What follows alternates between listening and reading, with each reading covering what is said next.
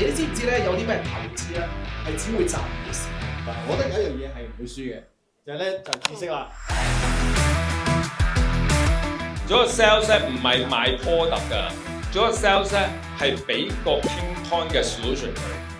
如果現狀減理想就係佢嘅痛點 ，sell 得唔好，可能你問人問得唔夠多，或者你問唔到嘅理想，全部都係問題。常掛口邊問啲 staff 問得夠唔夠痛，你聽佢感受啊！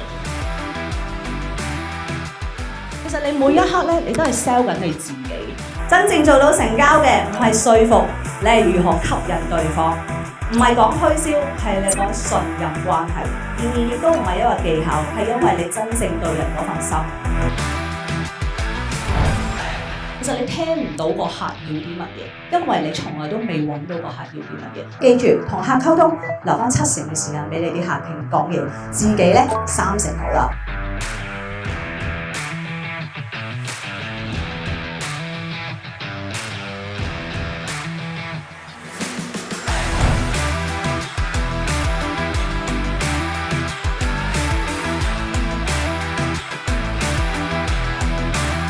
各位做生意嘅朋友咧，你會發覺有陣時做生意咧，可能會遇到啲樽頸位，即係可能我哋唔知點樣去將個業務咧再擴充。